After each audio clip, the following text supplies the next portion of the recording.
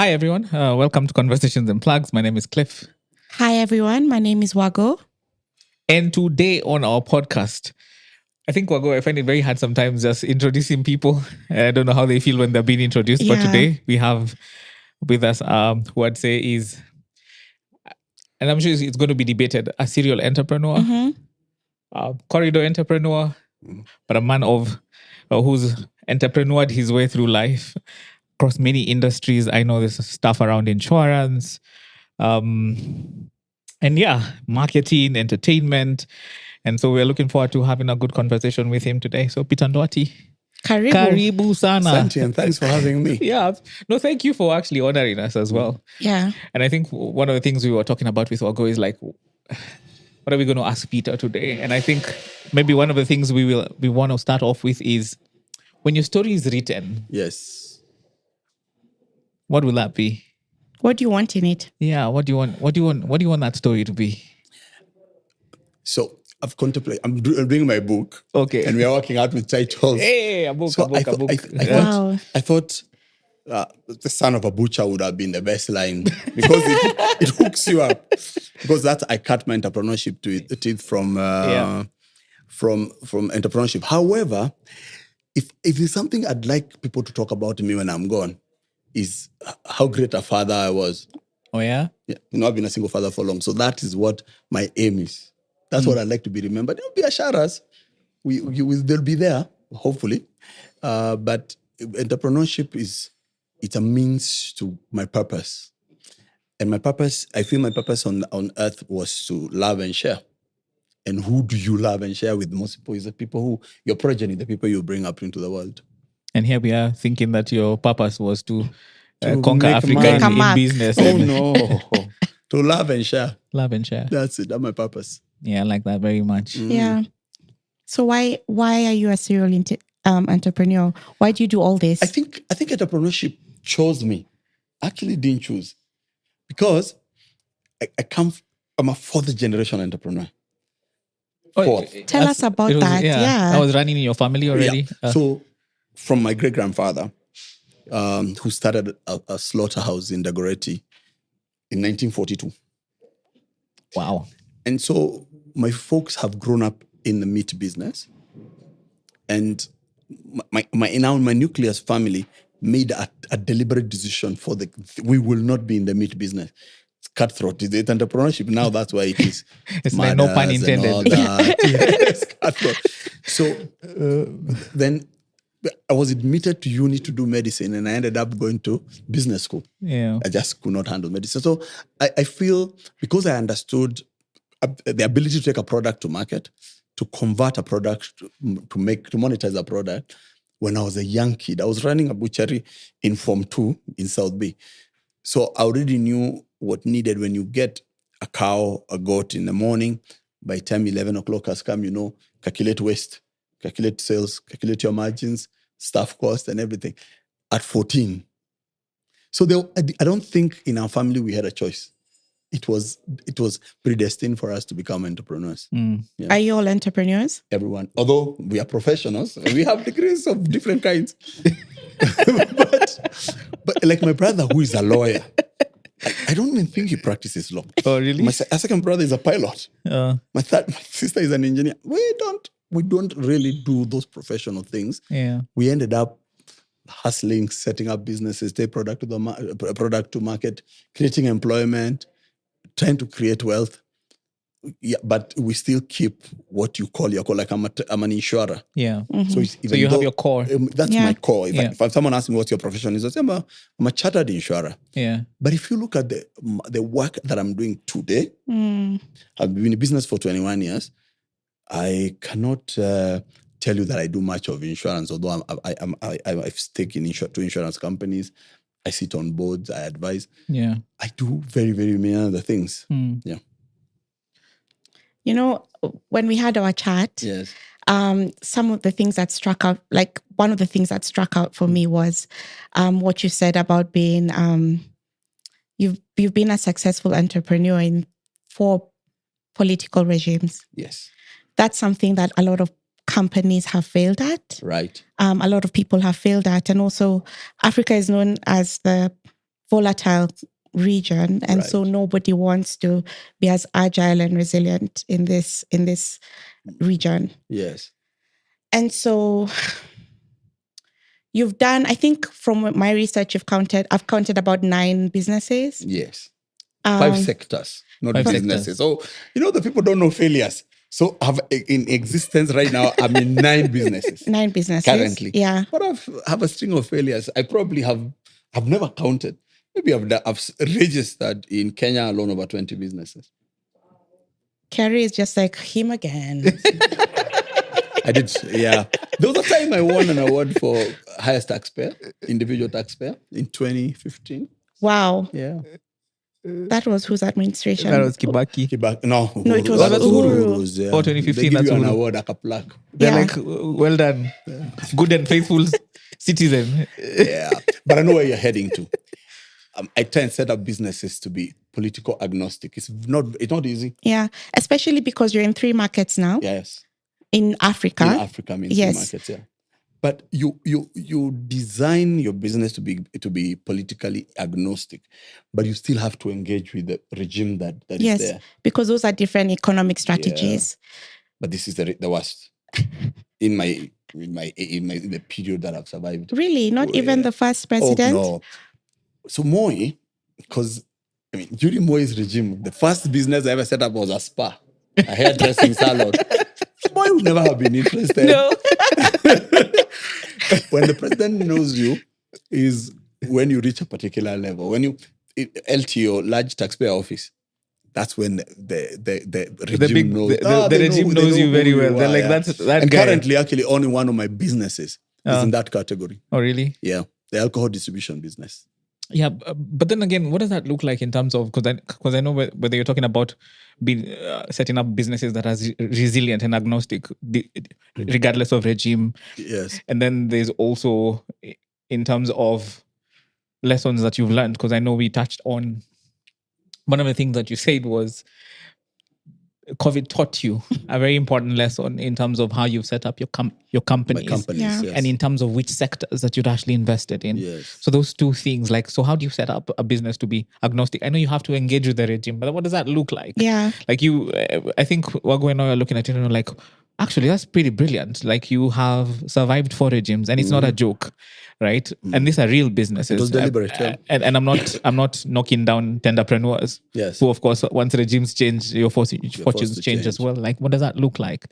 How do you go about building such businesses? And yeah.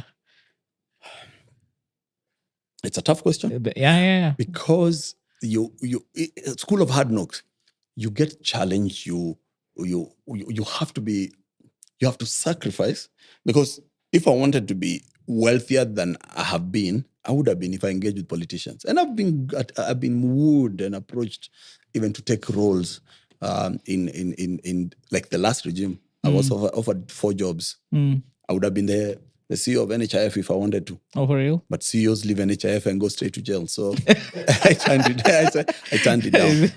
So what you do is appreciate the value of the political front, understand that they're there, look for different ways how to engage them. It's not that I don't engage with them. Yeah. So I've set up a process and a structure where if I need access to a particular politician and I want a particular outcome, I make it a legal issue.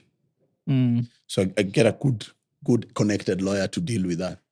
So if there's anything that needs to be done at that level, it's done legally. They know this is my representative. Yeah, that's what I do. But you can never miss it. I mean, I've just come from one of those lunches. I see. Yeah. But it's something that you have to live with. I have to deal with. The issue is, imagine if I aligned myself to the past regime. I'd be struggling now. If I had aligned myself with the Kibaki regime. Yeah. Even when I give to politicians, I give publicly and I give all of them. But I don't get it. Like, donations, yeah. That thing that really I struggle with is, it's true, like, especially now, I don't know whether it's an African thing, but where you get to a certain business level and people see that you're succeeding, whether it's the powers that be, that all of a sudden you attract quite a lot of interest. They will come. They will come. And they come. And they come. Yes. Like, is that an African thing? Like, no. Is that an African narrative? You know, I have a business interest in Maryland, yeah? Yeah. Yes. Same thing. Really? It's not African. And what is it? Like, how our society is set up. Like, what is it that? Because I struggle as well. It feels like when I start my business and it starts being successful, there's just this cloud just watching over you, and I'm just Yes. like, but I'm just making money. I've identified a problem and I'm just solving yes, it. But why the hell are you in my business? Yes. But it doesn't matter which place in the world. Can you imagine if we are in China? Okay. Yeah, you just have, as a business person, first of all, appreciate it's there and they'll be in your space. Yeah. It's like grief. Yeah. You have to hurt first before you work through it. The same thing with And it's the politicians. politics of it all. Yeah. You just have to. Oh, So yeah. that's what I've done. Yeah. I pride myself in the fact that I do not work with politicians, but Yeah. really I do. Yeah. It's just how I've structured to put 1 degree of. It's an inevitability. Yes. It's there. It has to come, and also you need licenses. Yeah. You need favors. Yeah. Especially in this country, you need to unlock issues. You will have to. Can't work in a slaughterhouse. Don't get a drop of blood in your clothes. Or a slaughterhouse, knowing that I've worked in one. Lol. Yeah. Yes. There's a question of mine that's still lingering around COVID, and Yes. and your favorite and your favorite word, pivoting. Pivoting. I literally wrote that down when I About thought about pivoting. you because you're a pivot. Yeah. So if you spoke to me in 2019 this time, I thought I was well invested. I was very liquid. And in fact, I was working on now self-actualization. That's when I started writing my book. And the things I wanted to do. You're like, Mama, we made Travel. Yeah. Yes. If you asked me in 2019, I thought I made it until it. COVID. And I knew for sure that I wasn't well invested towards the end of 2020. Because then I was in 7 different sectors. And in those sectors, they all required people to come together. Mm-hmm. Okay. So apart from real estate, but if you think about it, even then, we in the properties that I owned, I had to give rent breaks, drop what people are paying. So work with your tenants, and some of them are commercial. So think about, I'm in the marketing space. I'm involved in an agency where I'm the leader. And that agency does activations. To activate a product, people need to come together. I'm in music. And I used to organize concerts and produce sound. Gone. We couldn't do anything. Yeah. That's all. I'm in sports. I produce sports. And that time we were doing a lot of golf, a lot of rugby. Gone. Gone.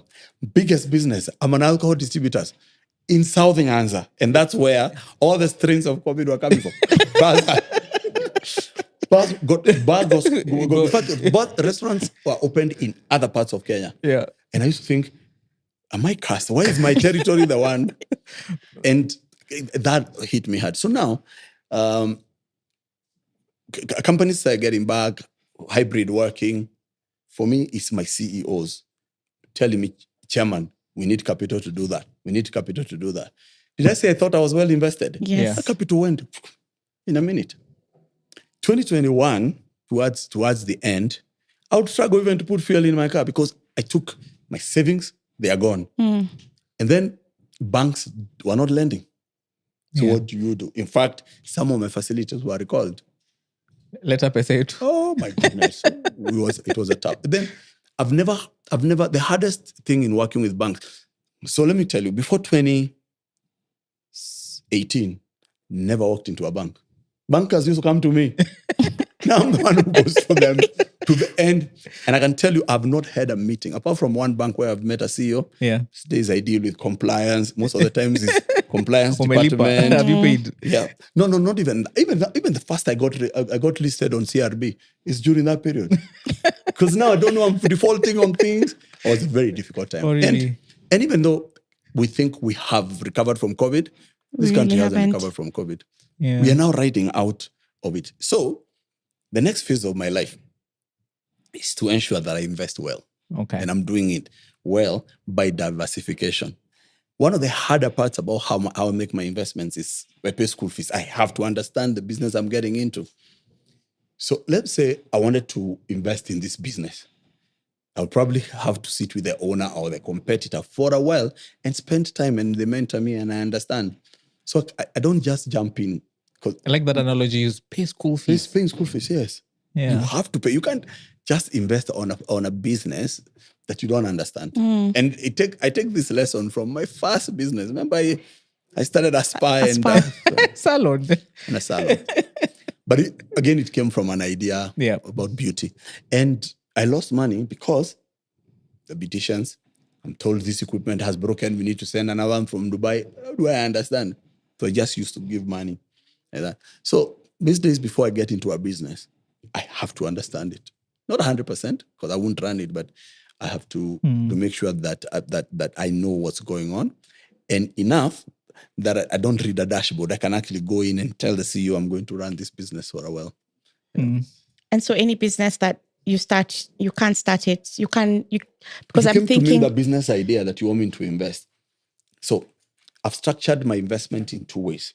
So I and three friends have a fund. And we were doing early stage, but now we are doing Series C and Series B and Series C. That to me is not investing in your business. I've invested in this fund. This fund is structured. So my part is in that business. Now that business has to understand your business. But now we have people. Yeah, we have CFAs. We have people. In fact, you have to have a CFA because they are the ones who structure the deal, and then we have lawyers. So what do? I sit on the governance stage in that particular fund. Now, if I was to count the businesses we've invested in that fund, no, there'll be more than 9 sectors. Yeah. Why did you start that fund? Because that sounds like systems. That sounds like process. You're protecting yourself and your brand. Why did you start that fund? Because I struggled in raising money in my first business. Really, really struggled. It took me 18 months to raise $40 million. But can you imagine in 2001 how much money was? Yeah. So somebody's just saying, did you say 40 million day? Yes. 18 months. It took me 18 months. It's like that's rolling off the tongue. Like, I know. we deal with $40 million. Yeah. At that particular time. Yeah. And I realized raising $1 million shillings and raising $1 billion shillings takes the same energy. Oh, really? It's exactly the same. Yeah. And time. And time. Yeah, takes the same energy. So you might as well raise more, okay? Yeah. And prepare a runway for the future. Yeah. And in fact, the business I am in, where I'm either a chairman or a shareholder, my job is capital adequacy. That's what I review. Capital my adequacy. Numbers, capital adequacy. Yeah. Because a lot of us in business run out of money, and you ask yourself, but I raised money. We never anticipate trading period. You never anticipate people don't pay on time. You're not anticipating such things. And then you wake up. Then another thing we do as Kenyans, you don't pay yourself. Founders rarely pay themselves. It's just something that I love. You have to work for the business. I mean, come on. You have to don't pay. No. So my rationale... You're a slave to your business. Yeah. is pay Me the founder first. Yes. You see? Yeah. Let's assume you work for me. Yeah. If you work for me and you fall sick, I can borrow money from her to pay for you. Yeah. Right? Yeah. If I'm sick, so you pay. You should pay the founder or the leader first. Yeah. Make sure they are comfortable, because they are the ones who will hustle and get in the business. So that's my approach. I have a question for you, because I think, and I see it on two fronts. One, we had a guest here, and because of just talking about it, there is this glorification that comes with being called an entrepreneur. We romanticize it. It's not that romantic. Right? Thanks. Yes. I mean, and it's a thing. And this girl was talking about how, like, I don't get it. I'm just a normal person. Yes. But immediately I was called CEO or whatever. My life changed, even in the village. Yes. And then secondly, tied to that is another romanticization of, say, for example, the Series A, Series Bs. And one of the things that he was talking about is, and I love, because I've heard you talk about it, is solve a real problem. The money will come. Yes. My approach to life, human beings have so many problems. Fix one. Yeah. Try and once you identify a human problem and you fix, the money will come. Peter, let's walk through one of those scenarios with one of your businesses where you saw a problem and then you chose to fix it. Yeah. I'm most known by Resolution. Yeah. It was called Resolution Health then. So I was in the insurance industry for a long time. one of the challenges When you we say you had- were in the insurance industry, I am. You were okay. employed. Yes. You were working. Yes. I think people really forget that. That you did corporate. I That cut you 12 actually years at AAR. worked 12 years at AR. Yes, Actually, yeah. I just didn't go to insurance. And before then, I've worked for a company called Canon Assurance. I don't know if you know it. Yeah. Oh God. Yes. Yeah. I've worked with them. I've been a broker for 6 months. Man, Yes, I worked for Liaison Insurance Aliuza. Brokers. He sold. Aliuza. He sold. Aliuza, He sir. sold cut your insurance. teeth. Yes. Yeah. And by the way, my qualification is I'm a technical insurer. I underwrite. I can take risk on this building and give you a price. But I became a salesman when I left the first insurance company because I used to be an underwriter, and I enjoyed the commercial side of it. But back to my issues. You are young enough, yet old enough. You are not even sure that in the year 2000 in Kenya, you could not insure gynecological conditions. Oh yeah, a woman who had a gynecological could not get insurance. Maternity was not covered by anybody. HIV/AIDS was not covered. I keep raising my flag and I said, I came into a space where women were ignored. And if you look at my businesses, are female-led and female by personification. Yes. Well By done. personification. In fact, when I set Gender up Resolution intentional. Health at that time, Yeah. when we decided personify the business, we said, young lady, professional, either she was in advertising, banking, or legal. She lives in Kileleshwa. At that time, she drives a RAV4 and used to read Eve magazine. And on Saturdays, she'll do her nails. And true love. True love and Eve. So we had to walk through the journey of this year person between the age of 28 and 35 and walk through them. What she goes for blankets and wine. I have to be at blankets and wine. You get? You have to be very deliberate. But that's so when you're crazy, Peter. Yes. Like in terms of, I mean, I like that you talk about being deliberate because the other person who was here was like Kevin, who talked about how he actually literally went and found a problem. Yes. Right? Yeah. Write it down. And I like that you talked about personas, but a lot of guys just start, I'll just start a car Start a wash. company. No, you need to personify your business. It's an Your individual. customer. No. Your The business. Business. Look at your business and think of it as a person. Where do they live? What are their interests? Let me take you. Okay, you've curated who you hang out with, who you have access to. So if I want to sell something to you, so I need to understand that part. Yes. But then my brand values need to match your brand values, otherwise we'll not work together. Now, insurance is the most boring thing ever in the world. I tried to make it sexy. I worked in insurance, by the way. Now that I Yeah. remember. It's actually Back very then. dry. I used to wear It's very very dry. big suits. Yeah. And collars. Yeah, and Yes. pointy In shoes. fact, I stopped wearing suits Yes. in insurance. People were telling me, I was a CEO of an insurance company. Then when I started wearing suits, I started wearing the weirdest colors. What colors? Colorful. Just white, I pink. don't wear. You'll never see me with a black suit. What? Navy or gray. Insurers are fainting right now. You see now? So, but I managed to do it. Yes, and you even did. even the countries where I am doing insurance right now, I don't wear ties. I'll go to a meeting like that. So are you interested in how I dress on my brain? But it was also, I was considered a maverick in the insurance industry. Everyone was telling me, you want to cover maternity. You're going to lose money. But How? We made money. With the birth rates in Kenya? No. You see, maternity is not considered insurance per se. Because when a lady conceives, in 9 months or so, she'll give birth. Yes. You can save money every single month. It's not unforeseeable. Sort of. Yeah. So insurance tries to cover the unforeseen and unforeseeable. You don't know when Oh, you so leave now here you're whether co- you have an accident. Yes. Now you're Maternity covering the- really, once conception comes, you can plan for it. But I took that risk for the simple reason that I was making my business female-centric. Let me think about your dad. Your dad would buy insurance for a company, anakuja nyumbani, then gives you a card. You know the insurance, Yeah. he will not even explain details and the benefits. If it's a woman who sells it, at dinner she'll sit down and says, Sasa insurance, you know this is where you go. It doesn't cover this, it doesn't cover that. And that's who you are looking at. Dang. People who influence decisions. And so when I went to start this business, of course, I was young, I was 30. And even though I had paid school fees, I'm learning the industry. What I didn't understand is capital raising, the nuances of stakeholder management, regulator. And I fight authority. I've lived my life fighting authority. It's better to ask for forgiveness than permission. Then permission. Yeah. Do the thing. And if even the current insurance regulator, if it was us, he must have said, this is one of the principal officers who gave me most headaches. I launch a product and I tell him, okay, I'm sorry, but So that I'm considered successful. And the reason why I used to be branded a corridor entrepreneur is I made that business success, took money out 3 times, and invested in other businesses. Now I'm comfortable with cereal.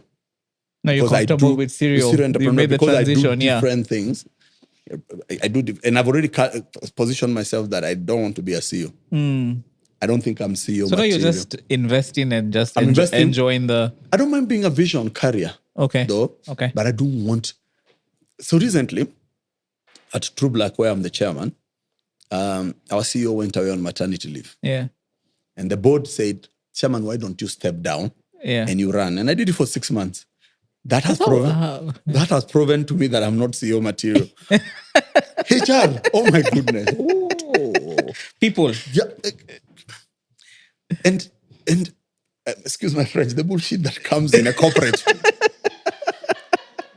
that I have to wear kids' gloves when I'm dealing with people. I can't call out their bullshit, and I have to be motivating them when I'm paying them. HR, I do struggle. I do struggle with that.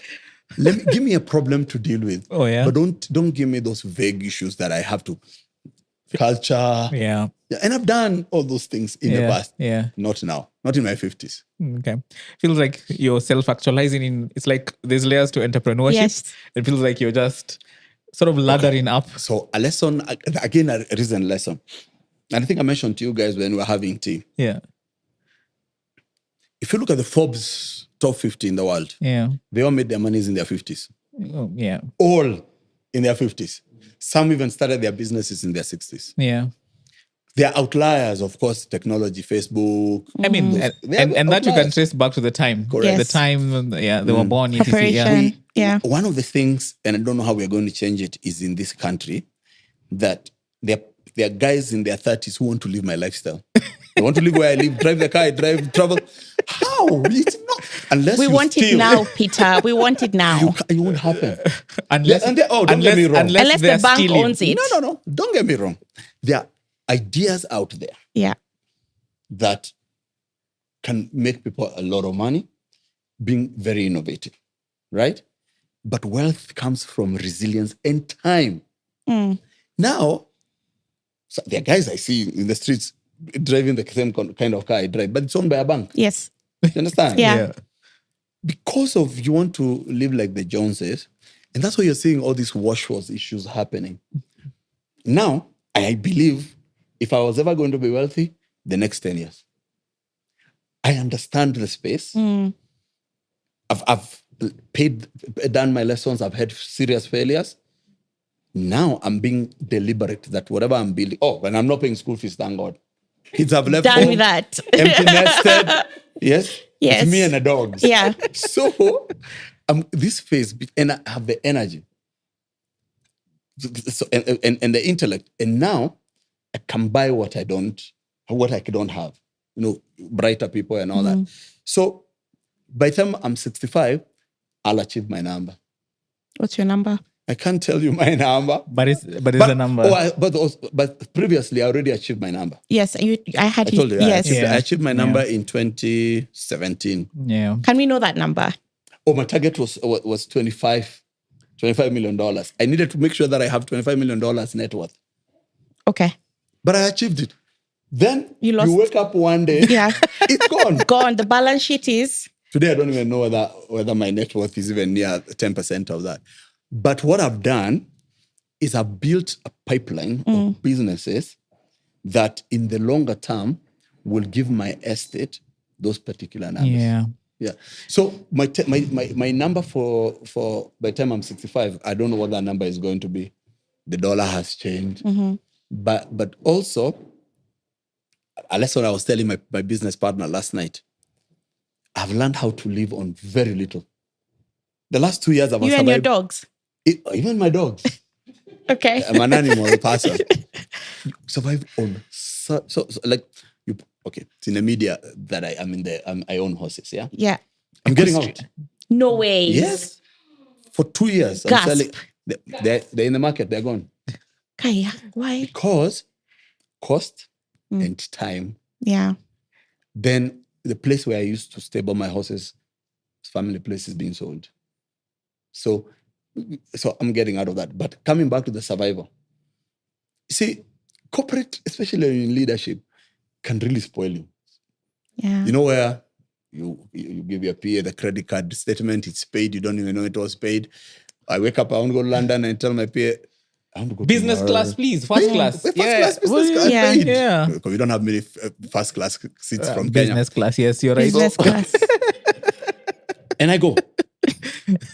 And I just, my last born child, Yeah. one day put a pin on the map and say, this is where we are going to go Yeah. on holiday. Now, it would be crazy for me to live like that. And I'm glad I live that kind of life. Yeah. So that you don't thirst over it. You've done it. You've been there, done there. That's why I'm not bought the excited t-shirt. about such things. Yeah. Now, when I look at my survival cost per year this year, it's probably used to be what I used to spend in a month 5 years ago. But you remember, you were born naked. You came with nothing. That's a lesson you need to realize. So I usually say, my businesses can all die today. I can lose everything, but I'll start again. There's a lesson that I read somewhere that if you take today's wealth in the world and you divided it by the population of the world, It will all go back to the same in guys. 5 years, the same people who are wealthy Will be wealthy. because the wealth is not a mistake. It's not a mistake. It is deliberate. How many people have you seen who have inherited? And lost. Gone. Yeah. Or caught up in succession Kenya, rules. Yeah. Jambu farmers. Yeah. They die. Coffee. People sell that land, and Your kids are just like, we don't we don't feel like doing any. interested, Yeah. So as an entrepreneur, because I've understood that my purpose is to solve human problems. Okay. Human problems are not going to end. No, they won't. Who would have known? I mean, I'm in my 50s, my daughter works in a digital agency. 20 years ago, what's a digital agency? It never have existed. That's No. true. In fact, my mother calls it anafanya social media. Yes. That's not what she does. Or the fact that I have people who work for Pine Creek Records and they survive on music. My parents were told me there's no way in Kenya you can Absolutely make money not. from music. Yeah. But the creative space right now, creative space and gig entrepreneurship is huge. And it keeps evolving because And now it's AI is And it's back. changing. Oh, Yeah. Because I remember Change. watching you at I think Centonomy thing where you're talking about the 15 businesses that Yes. will not be here. Many of them are not. Yes. And I Although was you're laughing. I still- was looking at it. I was like, I remember you're talking about Yes. AI chatbots 10 years ago. Yes. And I'm like, when looking at it now, I was just like, anyway, people just need to read a lot Think as well. about Yeah. a travel agency. A travel agency. I remember you talked When's the about last that time quite. you Yeah. call a travel agency to book anything? Yeah. Yeah, that's so Or oh, yeah, taxis. that's so true. That And was then also wiped remember, out. airlines no longer pay travel agencies commissions. They make money from other things. Yes. Some of a PA, okay, I no longer have a PA, but what's the purpose of a secretary? Remember, we had secretaries. Oh, We yeah. used to type. A Type. typist. Yes. And people who write in shorthand. Yeah, that's true. Oh my God, that has Have you ever changed so seen much. shorthand? No. That one went Ah, to you have secretarial. just That one seen went to shorthand. secretarial school. Yes. Yeah. And at all time you need to anticipate Correct. what's the next Yeah. next Yeah. big thing. I was talking to my niece and she doesn't know what a stamp is. Of course not. Of course Yeah. not. That's a generation Yeah. that has made the Even leap. 20-year-olds, they don't know what They They will don't know never what- know. Yeah, or PowerPoint slides. They were called Facts. slides because they had to be slid. You slide it Exactly. off the projector and put on the other one, and You that's didn't how. know that? That's I didn't know that. That's what we used to do. Yeah. Dang, that was ghetto. There's something. But we didn't have anything No, else. we Yes. didn't. Uh-huh. There's, just hearing you talk a lot, and I think one of the things, even why we started this podcast, I think, is to one demystify a lot of things around entrepreneurship. Secondly, is just to tell a different narrative around African entrepreneurs and tell African stories in unique ways. If I dial in on some of the stuff that you're talking about in terms of your business, sounds like, allow me to be technical, use a technical term, not technical really, but just to label what you've said is, sounds like you have found a repeatable model of how to birth your businesses and how Yes. to sustain them. To sustain. Number two, Mm. I couldn't help also but notice every time you keep talking, you keep saying things like, I have built processes and systems. Mhm. And for me, it just feels like that's been the bane of my life in a lot of businesses that I've worked in as well. And it seems like people don't understand how important it is to build those things Processes, yeah. that you don't have, like, I've built a repeatable model. This business will sustain if I put the system. What does that look like, Peter? Like, what is that you're building? Help us make it tangible in terms of what is that? So, businesses, we pretend are run by people. Businesses are run by rules. By rules. And that's where you need processes and systems. Correct, yeah. So, there's some soft things like culture, but still a process. Yeah. It is, actually. And you need to anticipate and design it, before you actually get into it. So most people who come to me for mentorship, they come with an idea. I normally tell them, the first question I normally ask them, tell me what success looks like. Mm. And most people look like, I need to make we need to make money. Yeah. Okay? Yeah. Second, question I always ask people is exit. What's your exit plan? Get off the lion before the lion bites you. Yes. Yeah. What's your exit? You look at me like, am I supposed to exit? But are people supposed to know that? Yes. Oh, really? Yeah. This information is on the internet. I didn't create it. It's on the internet.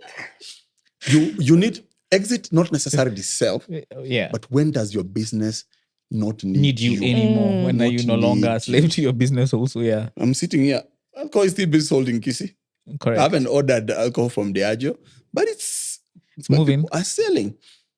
Still, you need dashboards. You need a good ERP system to be able to access. You still need to be able to touch people. You still need to scale. You still need to build culture. You still need to reward. But those are soft. The hardcore of any businesses is processes, systems, and the rules that you build. And the fundamentals stay the And same. now today, Yeah. many of these things can be sorted out by technology. And they're that Automation. cheap. Very, Yeah. very, very They're very easy. affordable now, actually. Exactly. So that's one of the issues.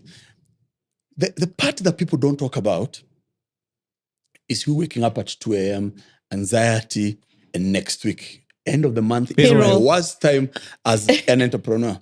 You're not the only one who said that. Every Yeah. entrepreneur is just at that, just like, Yes. Because I can tell you, I've already started engaging this week with CEOs of my businesses. And I already know the two businesses that are not going to meet their payroll. I already know. you have to fund them. Yes. So I either have to fund them Or find money. find money to By fund next them. week, Yeah. Wednesday. And I try not to Tuesday. borrow from that company to this one. Yeah. Because even though the group owns them, they need to stand They by need to their be own feet. distinct as And well. remember I talked about capital adequacy? Yeah. Yeah. That's my job. So they have to give me that. So I deal with stakeholder management. So regulators, bankers, benchmarking for competition, all that. That's my job. I also deal with carry. You may have a CFO, but whenever we have a tax assessment, I get involved personally. That I do. Then I get involved in governance. So nomination of directors, motivating them, compensating them, getting rid of them. That's my job.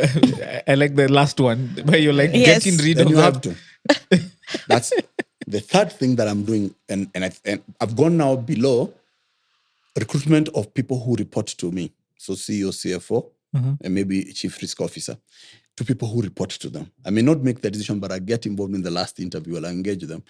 Because if you're the vision carrier, culture also becomes part of you. Yes. Yeah, it does. What we haven't done in Kenya, and it's something that we need to teach entrepreneurs, is sole proprietors need to understand that they need to allow other people in their businesses. And that's governance. You need independence in your board. You need people who can call you out and can stop you from making what I call irrational exuberance decisions. Yeah. Because sometimes if you own a business and you're making a lot of money, you can make some stupid, like I have, you can make some stupid decisions. So you need someone who can tell you, Chairman, no, But you have to do that. You have to be intentional around governance, and you're right. A lot of businesses do not know at what point to get in a third party. Yes. A lot of people assume a board is expensive, or you have to. People are legal. willing to People are willing. serve. People are are willing to serve willing. him for nothing. Yeah. Yeah, I start with governance first. Governance. What does that look like in terms And of how governance? soon into the business do you start to bring it? Oh, at business plan stage. I start with governance at business. I already have identified how the chairman would look like.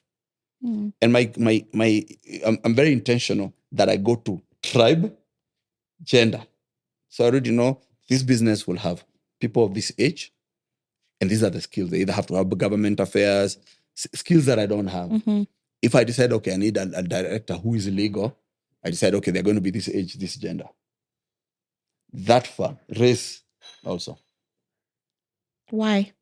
Because for governance to succeed, you need to bring diversity. Mm-hmm. And then you may think you know your customers, but you can't know everybody and have so you need other people at leadership level. And of course, the final one is experience. But again, you do not want to set up a board of serial board members who have sat in Nairobi Stock Exchange in their 70s and they have that experience. You need to bring in younger people. Mm-hmm. Train them how to be board members. And then you say, and be honest with the people you're recruiting to your boards. The reason I am bringing you is because you are cute. Be open. Or you are an Asian and I want to penetrate that space. Because they'll cut you out eventually. So I start at business plan stage. Right now, I'm working on an insurance plan. And I already have started engaging with the board members. We still haven't even finished raising money. You have to do those things earlier. Once they sign up, first you give them roles to start handling now. HR, my weakness. Yes. You make sure you get a strong person who understands people, recruitment, and being that place. And people are willing to serve. What do we do as Kenyans? You bring your buddy. I call Auka and tell Auka, I want you to come and join my board. That's okay. But him only. You need to make sure that the other people are people you don't even have relationships with, and you need to cast your net very, very Where do you wide. meet them? Just think the of thing somebody. I do good to excellent is networking. Yeah. I could look for you. We have lunch, but I'm going to hit you in 3 years. I need you in 3 years' time. I start learning you early. Okay? And people will tell you. I can sit you guys within an hour and I'll get your network and I know that I get something there. People are willing to serve. If you ask. Yeah, but you need to go and look. I think that the key word is also leveraging your relationships, because you can know people, but you need to learn when to pull that lever and when not to. Yeah. So challenge number 1 is that one. Challenge number 2, you have to be comfortable with being uncomfortable. Entrepreneurship is some of these things, comfortable being uncomfortable. Yes. Like, man, this, yeah. So, what is it? So if I take a full day, even today, there are decisions I've made without data. Because you don't have enough data. And yet, people expect you to make a decision. So you have to be comfortable with being uncomfortable. Because that decision could be very far-reaching. Okay? As you grow, you need to make like 4 big decisions in your life as a businessman. But as you're building, you're making on the go, you're making tough decisions on people, financial decisions, scaling, clients' decision. Who do we let go? Who do we bring in at any single time? You cannot do that in comfort. Okay. And then we have that 3 a.m. I don't know about you guys. Me, 3 a.m. I'll wake up every single day. And when you wake up, you open your eyes, your problems are sitting there waiting for you. You're awake now. Let's talk. Yeah. Your mind started buzzing immediately. So you have to be comfortable with anxiety. Yeah. And there's no entrepreneur who has never struggled with anxiety. Yeah. Because you're waking up tomorrow to what? Yeah. Okay. The one lesson that I've taken, which is very personal to me, and it's from my mother, it is one sunset. My mother told me a long time ago, I was so stressed the time I got auctioned. And then she asked me, don't make a decision today. Just give it one sunset, goes home, sleep. Tomorrow, nothing would have changed. The problem will still be there. What home are you going to? What home are you going to? I'm very comfortable with it. And I normally say, when I wake up at 3 a.m. and I find that problem waiting for me, you're like, is there anything I can do about it right now? No. I'll see you later. Yes, why am I thinking about it? but it takes Yeah. training. Yeah. Resilience. Resilience is the word. Yeah. You have to you produce your. Now I don't worry about it. I find one of the things. See, I've been in employment and done other things as well. We tend to. Is it a Kenyan thing or it's an African thing where we are not building big enough brands? And I keep referencing this thing. I need to find that article. I think probably it was Bitangi and Demo who had penned an article around how any Kenyan that you ask will open a salon, a kiosk. There's nothing wrong with that, but we never scale. No, or we don't know how to scale. So how do we then to get guys to build bigger businesses? Yes. One, and then I see that you have a footprint in Africa. What does that look like? And what were you thinking in terms of what kind of brand were you building across Africa? And I mean, what lessons have you learned and how have you penetrated those markets? How have you moved out of here? Because sometimes I feel, even in some of the business I'm involved in, is you get into a market sometimes is not even ready for your product. Secondly, the market is so small sometimes, and you feel like the only way to scale is actually you need to move out. Again, because perhaps it's just Nairobi, Mombasa, Kisumu, or whatever that you can actually land your product or service. But you feel if you moved capital cities, then the market expands as well. Yes. So what does that look like? Or what are your thoughts? And I'll tell that maybe to you even giving back to entrepreneurs and stuff, because I remember seeing how passionate you are around sharing knowledge and stuff. What does that look like for you? Or what visions do you have? Or what lessons, or what can you share around that? Okay. So let me first explain about the African economic landscape. Yeah. At any single time, there's a territory that is doing well. Oh, and yeah? everyone starts running there.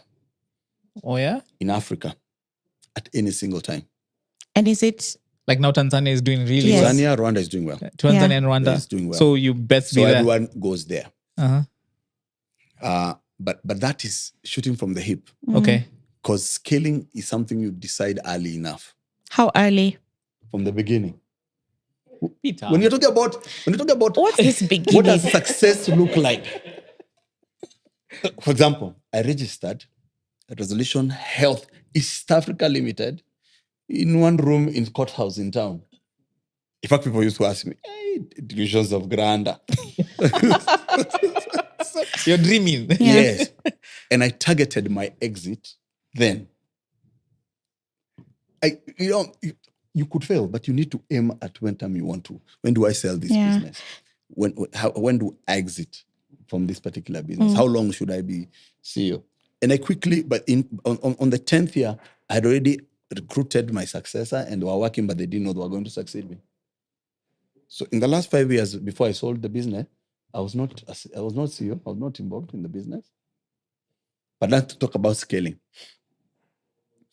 So again, scaling is not something of surprise. The reason why I'm talking about a place doing better than the other is because when Kenya is struggling, Tanzania is doing okay. And Uganda. So you need to hedge your bets early. Then, and the trick about scaling is again understanding culture of the places you want to invest in. Right. I'm looking at Zambia and Malawi right now. Okay. And I'm looking at them on the insurance side. Okay. So I wouldn't walk into Zambia and Malawi and buy an insurance company or set up. I'm visiting. I've gone, I've spoken at Rotaract meetings. I've engaged with business entrepreneurs. I've gone to the chambers of commerce. I've engaged with the regulators. And in those countries, by the way, to see a president is very easy. You can just, as an entrepreneur, especially Kenyan, they will see you.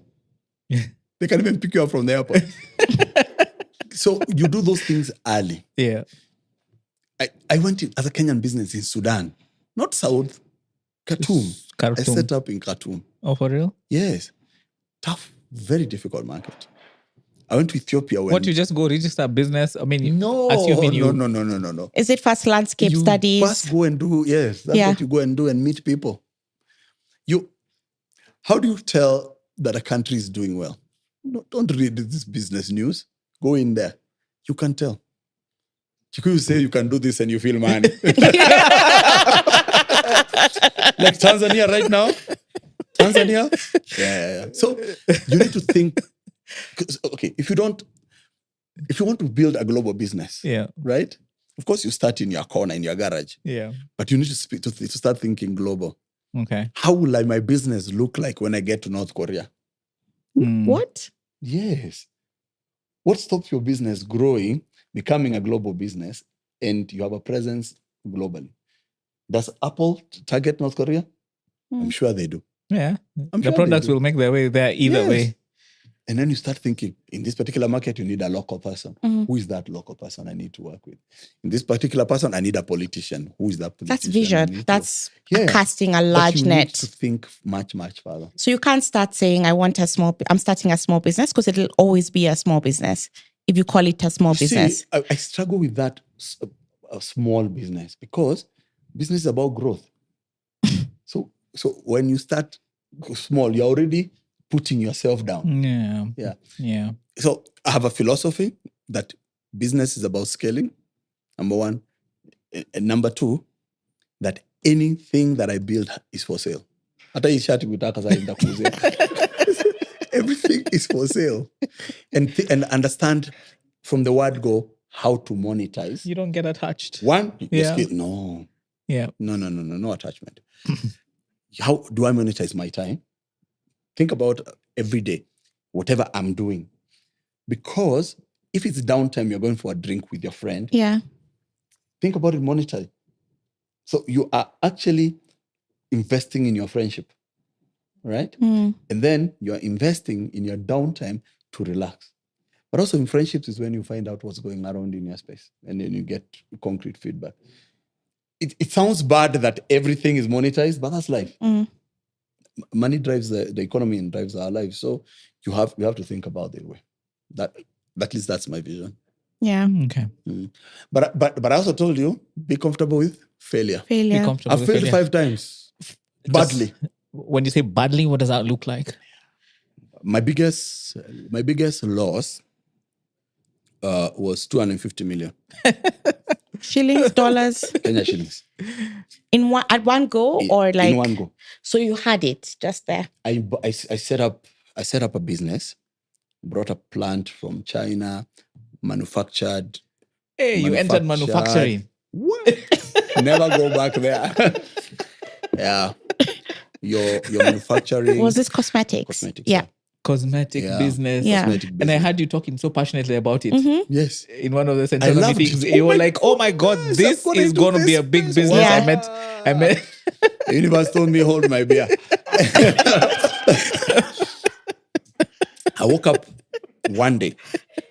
All my money is sitting in inventory and with distributors. But in between here, we are struggling. There's nothing. What was wrong? There was nothing wrong. You I didn't just pay your didn't fees? understand the business enough. So what? I ought to have known that this business is dominated by big distributors. They're the ones who own the customer. Manufacturers don't own the customer. One. Second, Manufacturers don't own the customer. manufacturers don't own customer is owned by- usually by distributors. by Yeah, distributors. you don't engage with the end user. Is that where you entered the distributorship business? That's why I went to distribution. Lesson learned. A lesson learned. And let me tell you, Pivots. let me tell you something about distribution and why I fact that's why I'm thriving right now. It's not your product. You're managing supply chain Yeah. and custom. Manufacturing, you're calling them and tell them, hey, this is my order and I Come want and to buy pick. this particular day. And who is in charge of demand creation? The manufacturer is the one who pays marketing and brands and activations, not you.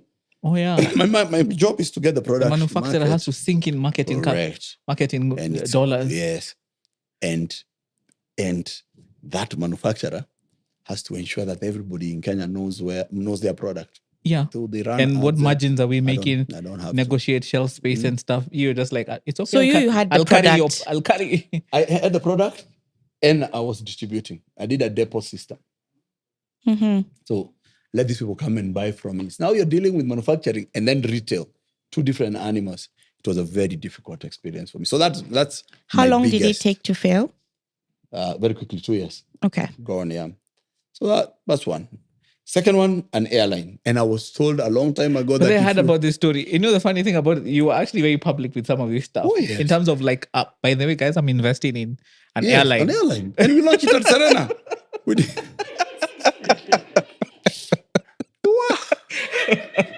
What happened? Okay, no, that for me was killed by two things. The first one was COVID, because we couldn't fly out of Kenya. That was a big deal. And the aircrafts we were using were leased. We didn't own them. Yes. And you see the lease doesn't matter. You have to pay whether you're flying or not. Yeah. The second one was the tax regime. We were doing okay. You had a few flights. Many. We Oh, really? flew. We did good Must work. have been nice owning an airline. Yeah.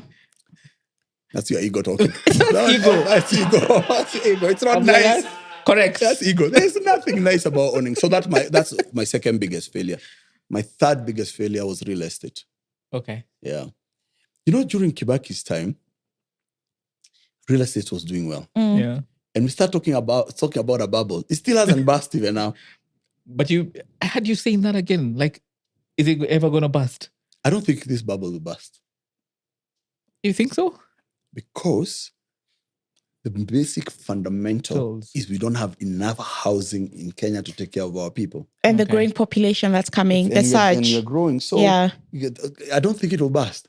What's going to happen is prices will actually stabilize. Yeah. We are overpriced. Demand. Yeah. Demand and supply. But although right now people are making 10 to 12%, it's a very good yield on real estate. My mistake was developing in the high-end areas. You know, you're developing in Karen and Runda. That's not where the money is. In Kumiliki, we've learned that. Do not invest in the higher-end areas. If I knew, I would have been like a slumlord somewhere. That's where the money is. Millionaire. Yes. The demand is huge. Yeah. So yeah, that was a big one. On personal failure, when the insurance company in Kenya was put under statutory management, I didn't own it. Yeah. But the world did not know. Okay. So newspapers, blogs, social media were writing, Peter Nduati's company has been taken under statutory management. It wasn't mine. So that lesson, it's a lesson that I've learned a long time ago, since then, that your personal brand should not be your business brand. There was a time it worked. There's a time Michael Joseph and Safaricom were synonymous. But today, I wouldn't do it. Oh, yeah? I wouldn't. So you're very clear about separating Peter Nduati from the work, the product. The product. Because reputation is a big thing. Because you sneeze and your business catches a cold. And that's what happened. I mentioned a couple of times here about me, when I go to banks, I deal with compliance. For the simple reason they think I'm taking that money to resolution. So the world out there, perception, it is my company. Yes. You get. And even when I sued the newspapers, the question they were being asked in court, right? In 2017, you wrote this article. No, there was a big article, Nairobi latest billionaire, that was on Business Daily. Then they were being asked, but how are you saying this same company that he sold belongs to? When did he buy it back? But you have to be comfortable with gossip in Nairobi. Blogs, banner. Oh my goodness. I used to wake up daily with a new one. And guess who sends you those articles? Is your friends. Yeah.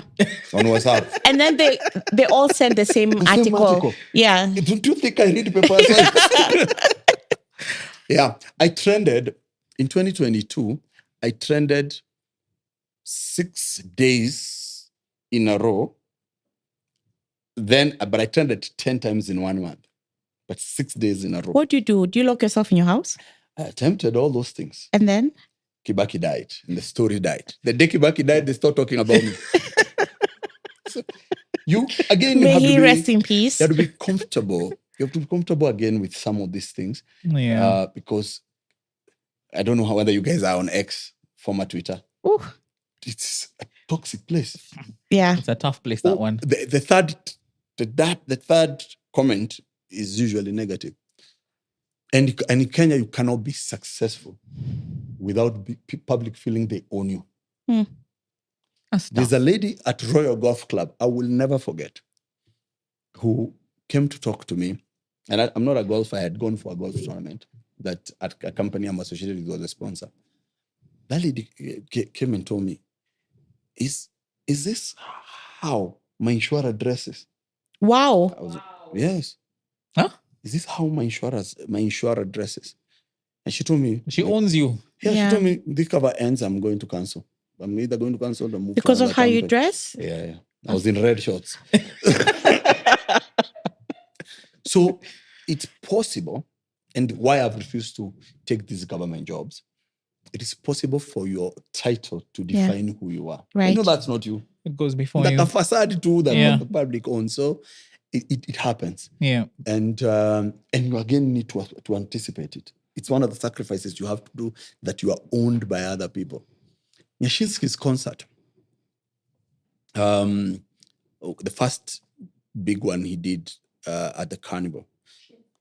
Shin City. Yeah. So I got into almost a physical fight with someone. He came and told me, you owe me money. Ah. I said, okay, I don't know who you are. I'm a small guy. I don't know how. I don't know. I don't even know you. What are you talking about? Told me, yeah, resolution collapsed with my money, so you owe me money. Now, a public place, you've had tea a bit. I'm wondering, okay, how do I even explain it to you? Because I don't think I owe you an explanation. Nothing. Yeah. I tell you, no, I'm not. I wasn't even. But in fact, I had flown in from the US that day. For the time resolution was put under central management, Yeah. I was in the US. Yeah. I made a decision to migrate in 2018. Yeah. So a friend of mine in the US told me, you need to go home. Did I tell you guys, if you call me on Truecaller, it's written Peter Nduati resolution health, not even insurance? Wow. Because that's how people say it. So you just have to get comfortable with it. You know that you need to leave your business aside. Yes. And live, because we are human beings. Yeah, correct. That you have to live. So you've talked about, I think, maybe those 4 or 5? Those are 5. I think our time. You're good with that? Our time is coming to an end. But we have to do this again, because I feel like would love I've not to. spoken about my story. Yeah. off camera Sure. question. Yes. That's good. Okay. What do the next 10 years look? Okay. So the next 10 years, I'm investing in diverse businesses, and I'm monetizing my time. So I've become very selfish in the things that I do. So if you notice, I've quit all public boards, all boards for businesses that are not. I'm not an investor, because I felt, you guys just want to have you on the board. Director's time, yes. I was chairman of a public company that is in real estate. I'm not going to name it. The hardest job of my life. I was also deputy chairman of a listed asset. Yeah. And tonight you're being called by people who own those things. Anyway, so the next years of my life, I am scaling my personal businesses, and I'm creating wealth. Because I'm not paying school fees. Did I say that? Yes, you did. Yeah, I'm alone. I'm alone now. This is my With your time. dogs. I also want to get into my passion projects, things that I can do without being paid. Music. I've taken a break. The last song we released was 2022. So in fact, right now we are in studio. Yesterday I spent time in studio. So I want to spend that time. The other thing is, my kids are in their 20s. Actually, my oldest is 30, my youngest is 21. So I need to work with them in case I go under the bus to come in. Let me tell you, they're not interested. I can tell by body language. I brought my son into the alcohol distribution business. Like, I was like, what the? To him, the way I read him, he went to Florida, he has a degree, now he's here. I think in his opinion is he should be working serious corporate. What is this guy in a truck selling alcohol? But the truck educated you. But you make more money with those businesses dirty that jobs. Yeah. Called dirty. That's where the money is. The margins in alcohol are thin. Yes. So you push volumes. So that's what I want to do. Oopsie. Also, I need to give back by paying it forward. Yeah. And that's the reason why I'm mentoring business people. So my success will not come from my businesses. It will come from the people that I'm investing in. And some of the people I'm investing, by the way, there are businesses that don't invest money. I invest time. Yeah. You come to me, you have an idea. Usually it starts with an advisory board. Then I come in. But now I jump in with both feet. You have a capital adequacy issue. I lend you money, then we convert it to equity. That's, in fact, most of the businesses that I've been in. That's what I'm doing. Yeah. But I'm a capitalist. I need to achieve that number. That number. My mom is 84 years old and she's working. So by calculation, if I live as long as I have 30 years, that's a long time. That's brilliant. There's a lot we can do. There's a lot. That's I can do. So you're building a portfolio? Yes. And you're trying to pass on legacy? Mm-hmm. Okay. That's pretty cool. Yeah. That's how it's going to be. I think I just feel like just because of time that we have to end. First of all, we are so grateful. Thank you. And I feel that we would love to have you back again, even in terms of some of the stuff that we're doing. That's fine. Whether it's a masterclass and stuff like that. But this has been an absolute treat. Wow. I have learned so much. Yeah. I hope it helps people. Yeah, we're all about... That's what we want to do. It's like knowledge transfer. I like the way it is a conversation. It is a conversation, absolutely. And we appreciate you for that. So, yeah. Thank you. That's the end of that, Peter. And to everyone, follow us on all our socials at Conversations and Plugs and at Convo and Plugs on X. Yeah, Wago, last parting shot. This is where African business stories come to life. Absolutely. And I feel that many businesses are going to come to life because of the nuggets you've shared. Yeah. So thank you. Thank you.